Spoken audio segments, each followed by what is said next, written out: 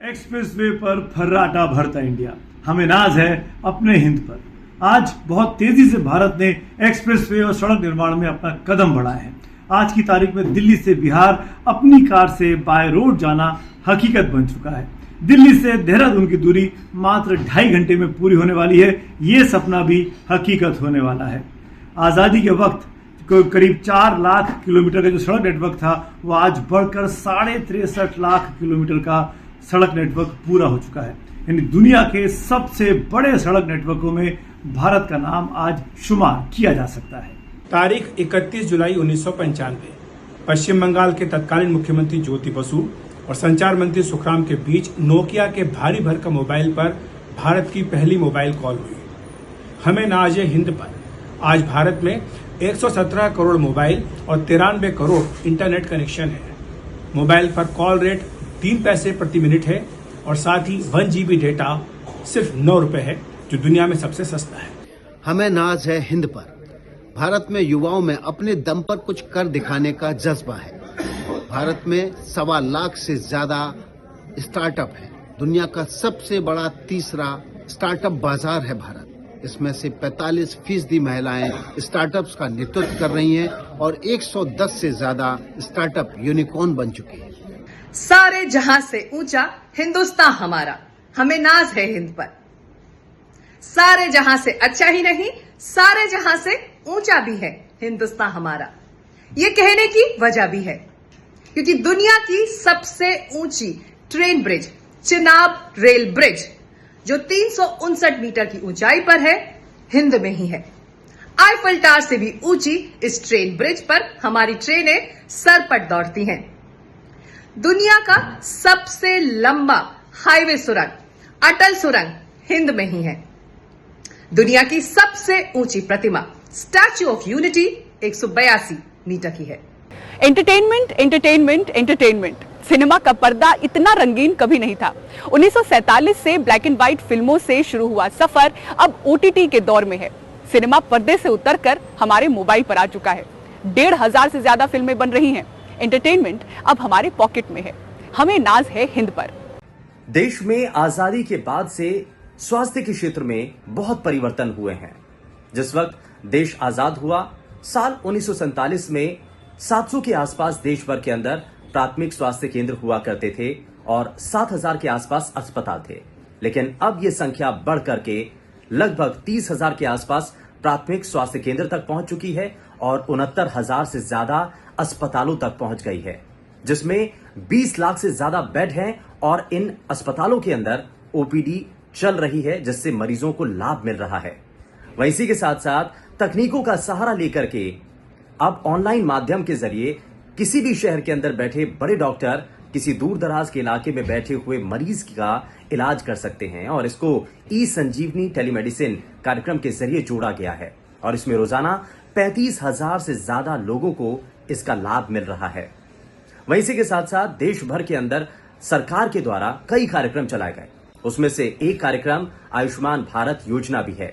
दरअसल इस योजना के जरिए हर गरीब परिवार के लोगों को 5 लाख रुपए तक के मुफ्त इलाज का प्रावधान भी किया गया है, जिससे हर गरीब का इलाज संभव हो पाया है।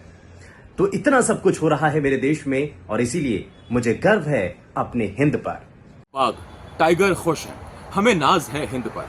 दुनिया में सबसे ज्यादा बाघ भारत में रहते हैं। Status of tigers co predators and prey in India 2022 की रिपोर्ट के मुताबिक भारत में 3,682 बाघ रहते हैं, जबकि ये संख्या साल 2006 में महज 1,411 थी। दुनिया भर के बाघों के 75% बाघ भारत के जंगलों में रहते हैं और अच्छी बात यह है कि भारत में टाइगर रिजर्व की संख्या बढ़कर अब 54 हो चुकी है। भारत में कृषि अर्थव्यवस्था का एक मुख्य आधार है। भारत की GDP में कृषि की हिस्सेदारी 18% से अधिक है। रोजगार की बात की जाए तो साल 2022 से 23 की रिपोर्ट बताती है कि 15 करोड़ 80 लाख लोगों को कृषि के क्षेत्र में रोजगार मिला है। तो कृषि यानी कि खेती बाड़ी सिर्फ एक गतिविधि नहीं बल्कि जीवन शैली का एक आधार है। दुनिया में सबसे अधिक अन्न पैदा करने वाले 4 देशों में भारत का नाम भी शामिल है और अन्य 3 इसमें देश है, अमेरिका, चीन और ब्राजील। बात कर ली जाए अन्न की दलहन की, तिलहन की, तो सबसे अधिक उत्पादन इसका भारत में ही होता है। राज्यों की बात करें तो पंजाब, राजस्थान, मध्य प्रदेश, पश्चिम बंगाल, ये तमाम ऐसे राज्य हैं जहां पर सबसे अधिक कृषि का उत्पादन होता है। तो इन सभी खूबियों में भारत आगे है, इसलिए हमें नाज है अपने हिंद पर। नमस्कार, आपके साथ मैं हूँ गीता जोशी। चंद्रयान, मंगलयान, गगनयान, अंतरिक्ष में उड़ान, नाज है हमें हिंद पर।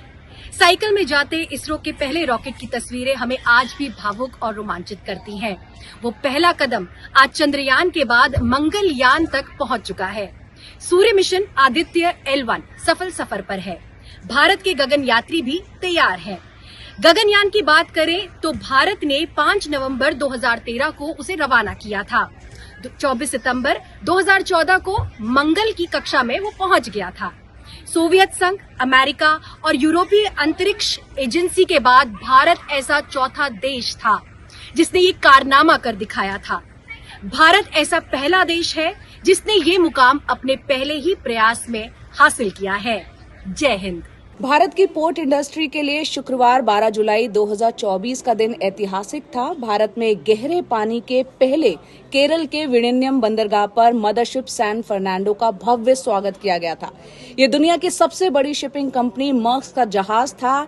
ये 300 मीटर लंबा और 48 मीटर चौड़ा था। इस पर 2000 से अधिक कंटेनर लदे हुए थे। केरल के कोवलम बीच के पास बना विड़िन्यम बंदरगाह देश का पहला ट्रांसशिपमेंट पोर्ट था। ये बंदरगाह दुनिया के बड़े बंदरगाहों में से एक है और विड़िन्यम पोर्ट का दूसरा और तीसरा चरण 2028 तक पूरा होने की उम्मीद है। पूरी तरह से बन जाने के बाद ये दुनिया का सबसे हरा भरा बंदरगाह होगा। हमें नाज है हिंद पर।